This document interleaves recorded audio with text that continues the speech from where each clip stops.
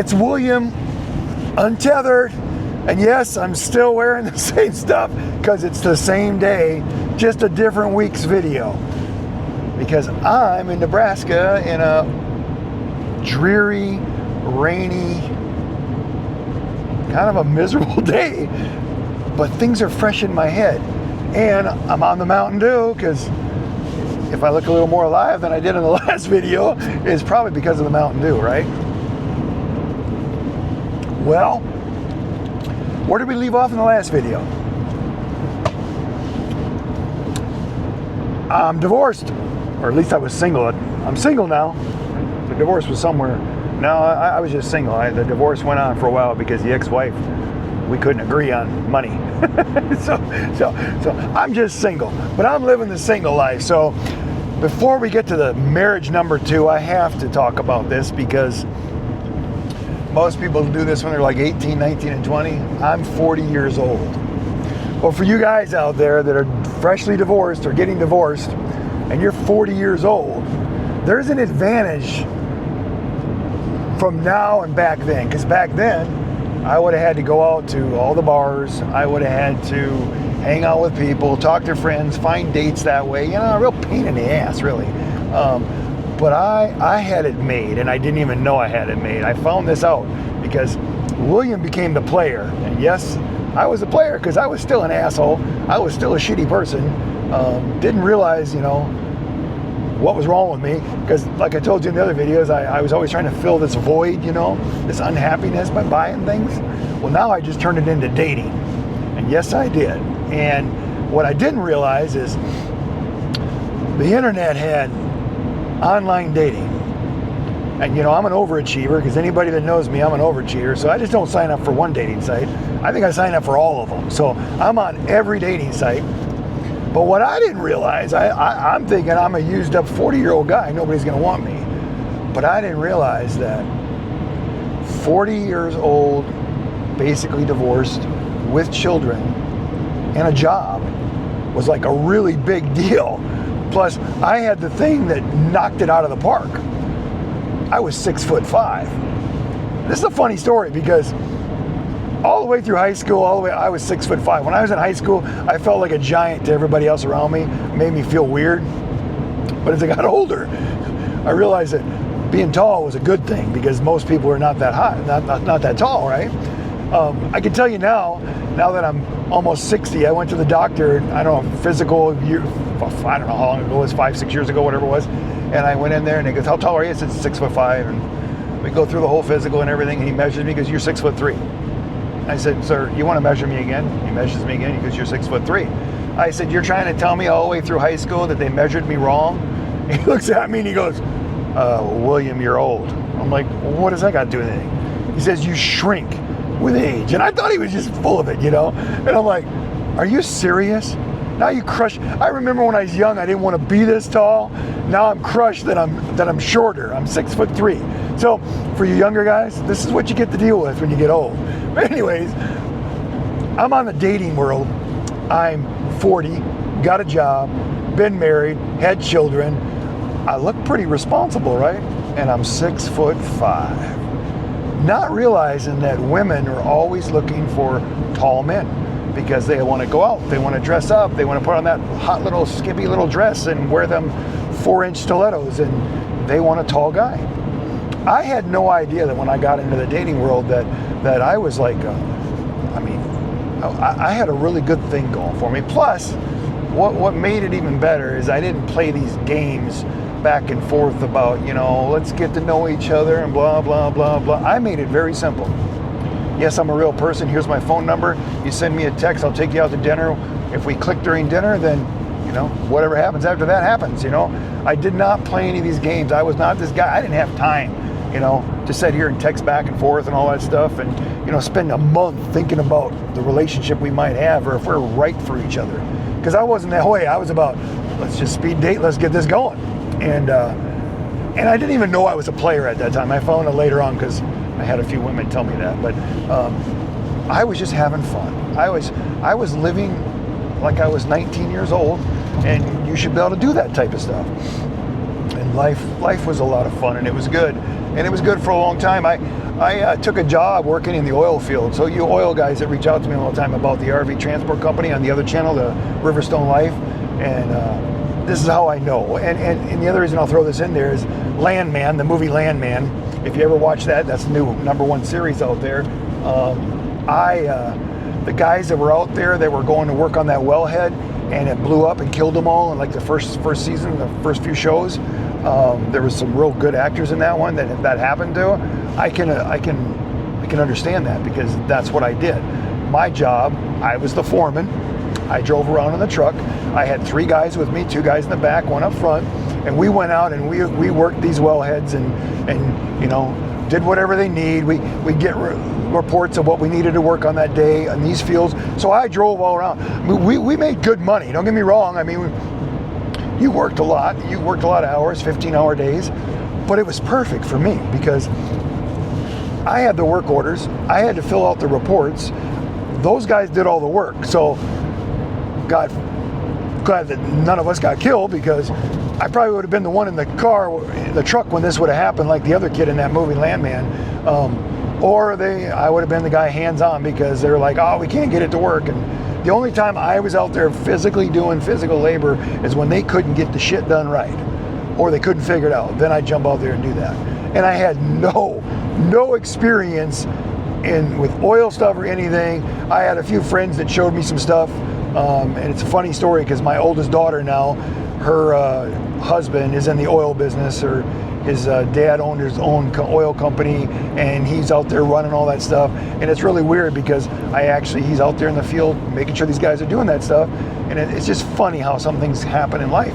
I only did this for 1 year, and the reason I did this for 1 year is because I think these, in my opinion, most of the guys that I was working for were a bunch of idiots. And I told them they weren't going to make it. You couldn't make it in this business the way they just threw money out the door. And that's another story that I can tell you someday because I was right about that. But anyways, this is about William dating. And I had it made because I would be sitting in the truck on all the dating sites, answering all the girls back. And then the guys in my back seat were both married. So they lived their life through my fun life. They'd be on my phone because all these women would, they send pictures and dirty pictures, all the stuff you're not supposed to do. But they did it anyways, And the guys in the vehicle were always checking out the girls, telling me, oh man, you need to date that one, And it turned into where I'm working like 6 days a week, 15-hour days, but I'm dating 6 days a week at night. And I really didn't know that my age group was that great. And what was nice about it is it was all younger girls, because younger women hated younger men because all they thought about was themselves. They just weren't gentlemen. I mean, I opened the door, closed the door for them. I mean, bought them dinner. I guess on a woman's perspective, they go out on a date and they're like, oh my God. And then when I would go pick them up at the door. That's a funny story because finally when we get through the second marriage and the third marriage, I picked Robin up at the door. I mean, and she never let anybody pick her up at the door before, so that's another thing. But when we finally get down, I mean, you got to stay with this channel because there's some really funny, cool shit. But anyways, that was a turn on for these women. And I had a lot of fun. And a gentleman doesn't talk about that stuff, but I had a lot of fun, and I dated a lot of women, and I lived in a. I mean, I probably did what most men would do in 10 years. I did in 1 year. But I'm going to work my way of getting to the second marriage is what I'm trying to get across here. So I finally get to where the light goes on right in my head, and I'm going to tell you this story because this 28-year-old girl, she looked like something from I'll use Bon Jovi because Bon Jovi's Robin's favorite band. She always had a crush on John Bon Jovi, so I'll use a John Bon Jovi. She would look like one of them girls in a John Bon Jovi movie or a video with the 80s hair and that whole look. That's exactly. This girl was 28 years old, and that's exactly what she looked like. And I thought, well, I'll take you to dinner. She goes, you buying? And I'm like, of course I'm buying. She goes, I'm not used to that. I'm like, what do you mean you're not used to that? So anyways, I take her to dinner and we have a blast. We go out dancing, we have a blast. She takes me home for the whole weekend. So you can imagine what happened during this weekend. It was a great weekend until Sunday night. Sunday night she had an appendicitis, I think is what it was. Anyways, I had to take her to the hospital. So I'm in a town where I'm not even in a town that I knew where I was. Anyways, she's over here in my vehicle. In my mind, she's dying because I don't know what's wrong with her. Telling me how to get to the hospital. I get her to the hospital. They come out and grab her. They run her in there, and they're gonna take her in emergency surgery. So I'm like, okay, what do I do now? So I'll just hang out here in the emergency room, I guess. I need to get back because I got to go be to work Monday morning. But I'm sitting there, and the nurse comes over to me, and she hands me this thing to fill out the report on the girl, and I go. In fact, right now I can't even remember her names. That's how shitty of a person I was at that time. I can't even remember. I know I knew her first name back then, and I said her first name, and I met her on this dating site, and the lady looks at me, and she's like, "You don't know nothing else about her?" I know she likes cheeseburgers, because that's what she wanted for dinner that night. And I'm sitting there, and I'm going, what the hell am I doing? I mean, is this what I've become? I went from one extreme to another extreme, and I was just like, man, it took that, because I had other dates where girls, you're a player, and I'm going, what's a player? I go, well, I'm not seriously dating. I mean, I date people, I go out with people every week, it's not like, I'm not in a relationship. I'm, not with my ex-wife anymore. I mean, isn't this what you do? And she's like, well, you have the perfect answers for everything. I'm like, yeah, I'm just telling you exactly what I'm doing. I mean, I was hiding nothing. I was just being free. And it was a great feeling till that day. That day I'm sitting there going, what the hell am I doing? And the last video I told you what a bad person I was by cheating on my first wife. Well, I pretty much walked out of that emergency room and never went back. And I did get a text from that girl, apologizing to me for what happened and everything. And I said, well, why are you apologizing? I'm the one that left. She goes, I was in surgery. I was there for hours. Then I told the story. I said, I didn't even know your name. I felt so stupid.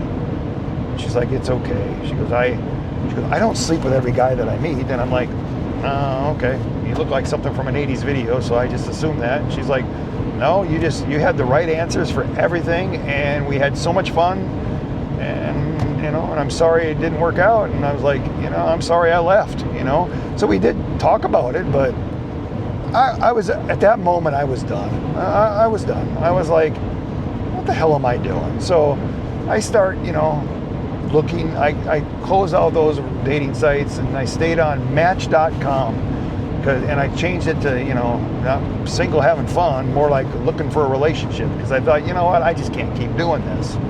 And then we found wife number 2.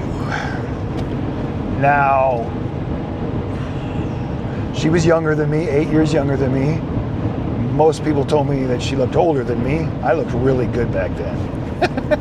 Yeah, at 40, I really looked young. Most the women that I dated thought I was early 30s, and I was lying about my age. So I think my lifestyle now and this beard makes me look a lot older. But I looked young, and she was 8 years. She was 8 years younger than me, but she looked older than me. But you know what? We were exactly alike, and when I mean exactly alike, I mean exactly alike. I was all about me, she was all about her. But for some reason together, we were all about each other. We didn't give a shit about anybody around us, anything. We didn't care if it was right or wrong, as long as we both wanted it and agreed with it. So we were two shitty people together. Does that make sense? Two shitty people together that found each other, and I was in love with this girl. I finally felt what my first wife felt. You see how this comes full circle? And if you go to the other channel, the Riverstone Life, and I talk about karma and I talk about all this stuff, now you're finally going to understand it all, because I was in love with this girl. This was my final marriage. This is how it was going to end. Me and her taking on the world, Didn't give a shit if it was right or wrong. It was our way, and we were doing it our way because we were all about us. Make sense? She was married 2 times before that, so I was number 3. And you know, when you're with somebody for a while, you really get to see the other side of them. And I'm not gonna. One thing I'm not gonna do in these videos, I'm not gonna talk bad about my exes, but I saw me in her. Do you see where the light comes on again? I just saw that person that wanted it her way. It was all about her. Do it my way. Selfish was me. And I just saw it. And if there's a higher power, you know, I believe in God. But some people don't like to talk about that stuff. But I think that either the devil pushed me that way to get me in more trouble, or God pushed me that way for me to see the light. So we were together a total of 6 years. We were married. I think we were together for 2 and married for 4. But our whole relationship, it ended a little bit less than 6 years. And I think that first 3 years I was so delusional that I didn't see any of it. And I started to get my children back, because my children saw their dad in a relationship that he looked super happy in. Because again, you know, you put that kind of that fakeness on, you know, that looks perfect, but it really isn't. And but they saw their dad again, and then they started coming around, stepmommy number 2, and they let her in. Does that make sense? They let her in. And they probably shouldn't have let her in, but they let her in. And that's why relationship number 3 and marriage number 3 now is so hard, because they let down their guard, they let her in, they brought her into the circle. You see what I mean? They brought her into the circle. And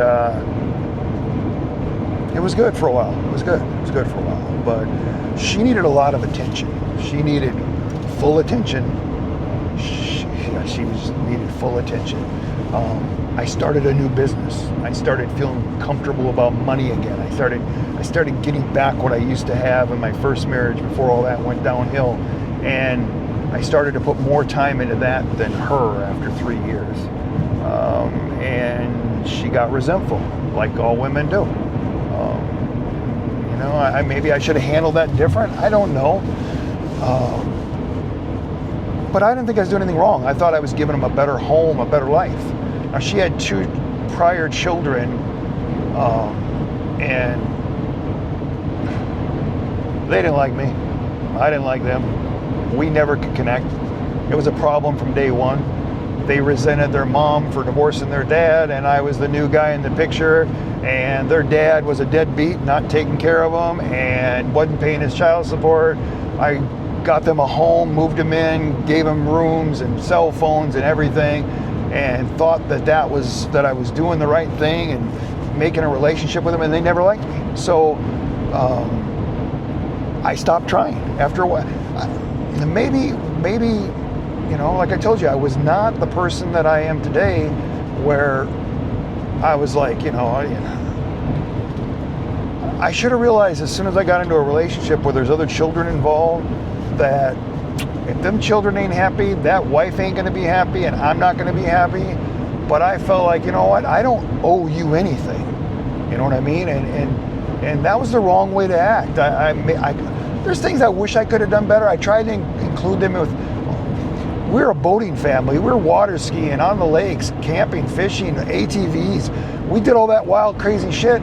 Her kids didn't like any of that. They just stayed in the basement and played video games. And to me, that was totally wrong. I think a kid playing outside was more important than a kid playing a video game, and I still think that today. I don't know. Do I think I could have handled it better? I think I could have handled it better, but I could not get along. Even my kids are like, Dad, we can't even connect with them. We try, and so instead of me just saying, well, they're different, we got to understand that, I was like, well, if my kids can't understand them, it must be the same. But not really realizing that my kids were raised that way, and they think like their dad. So I really shouldn't have used their opinions on that. I should have been a better stepdad, right?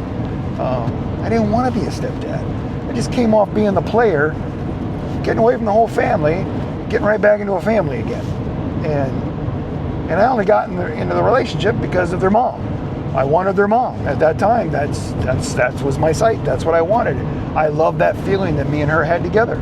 It was great. I was in love with this woman, you know, and But the reality of all that, her kids didn't get along with me. I didn't get along with them. I gave up on the kids.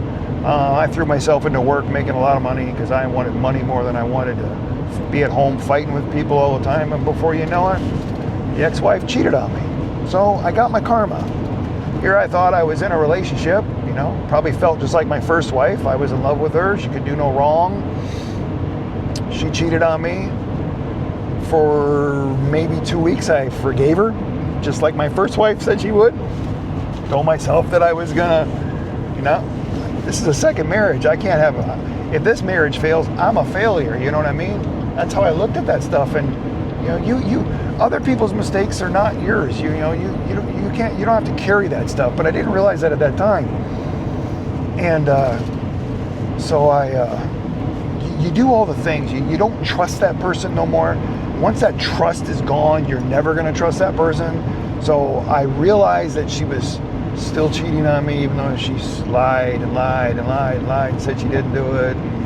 But my gut feeling told me she was. And you check the phone records and you don't see nothing going on. And finally you confront her and it turns into a screaming, yelling match for hours. And, I don't lay a hand on women. Anybody that knows me knows that's the one thing, I don't know why that's embedded in me. It must be something in my DNA from my real father or something that you just don't touch a woman. And so it never came to anything like that.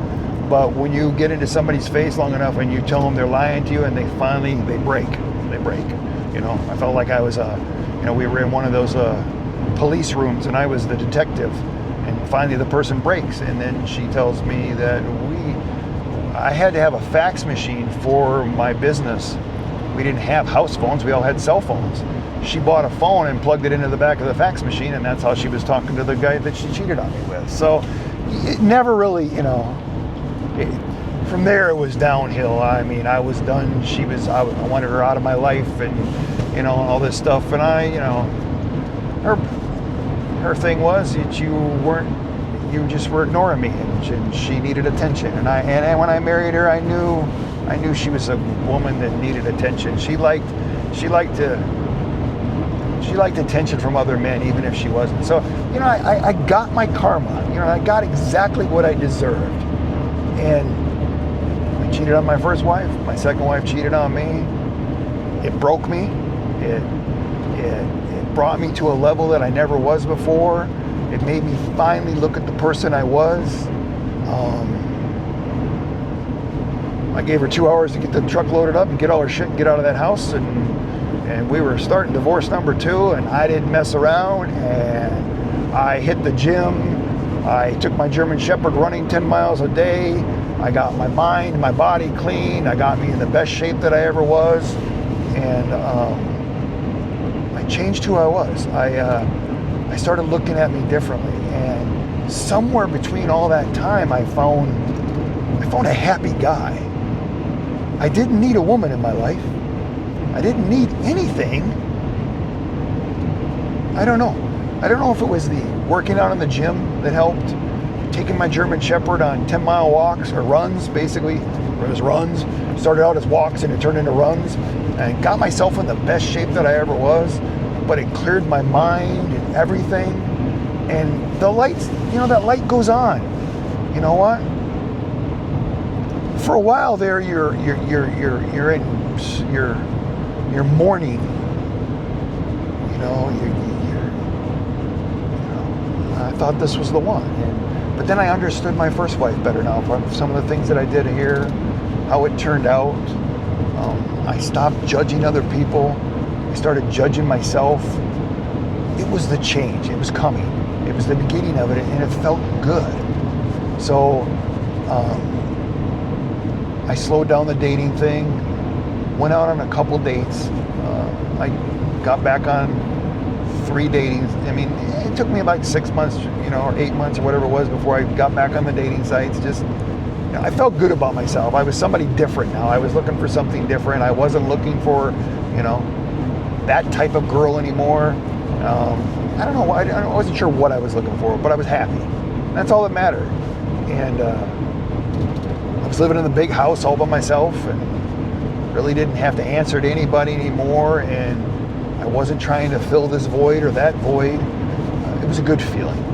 So I got back on dating sites, and I went out on 2 dates. Just went to dinner, didn't sleep with any women, didn't take them home, didn't go home with them, had fun. Made some friends, made some girls that were friends during that time. And then I just, I came home one day and I was like, you know what? I don't need to do this dating anymore. I think that I was meant to be alone. And you know what? I was okay with it.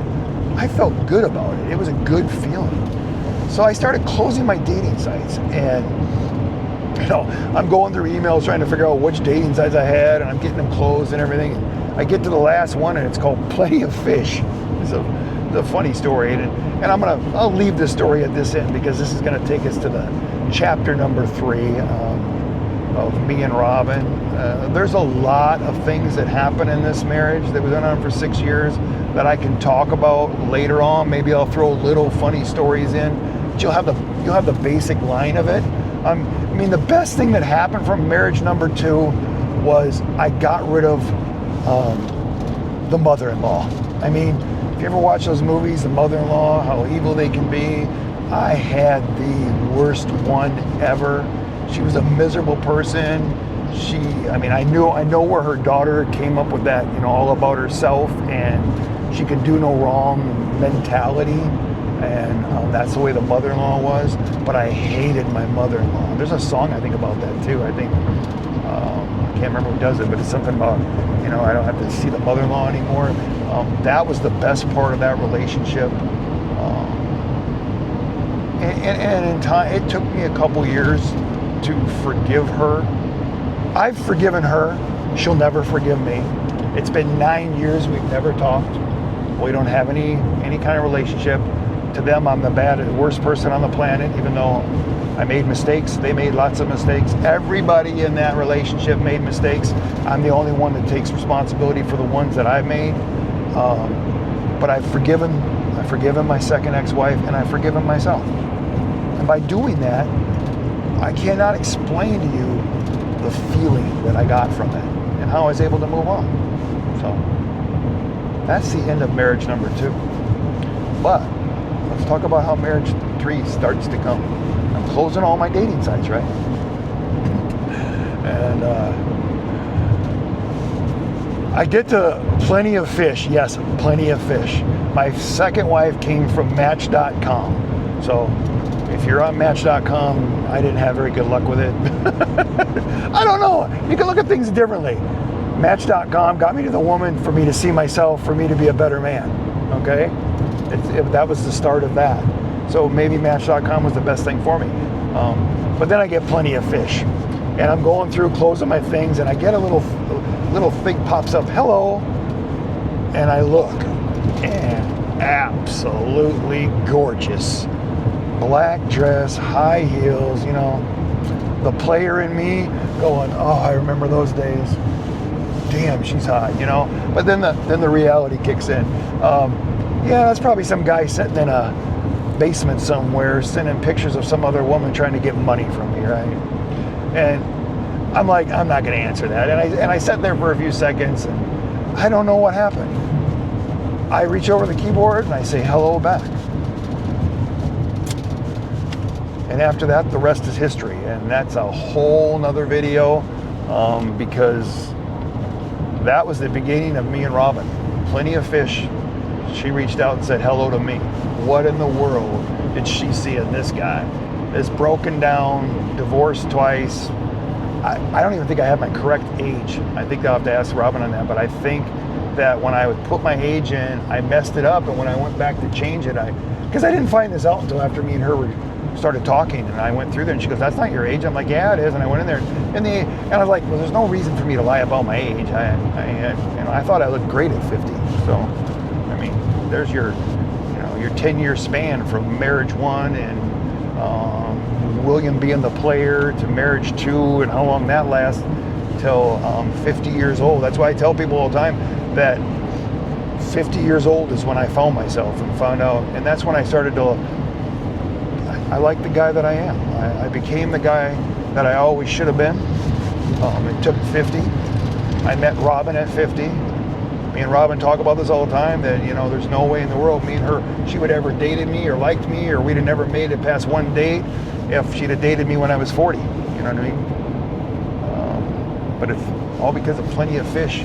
It's how we get to marriage number 3. And we can talk about the ups and downs and all the stuff that me and her, but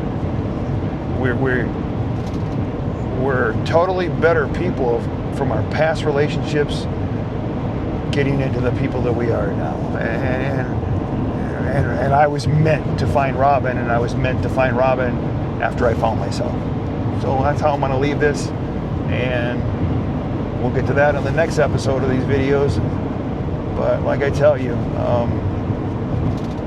always be a better person tomorrow than you were today, or be the best person you can be.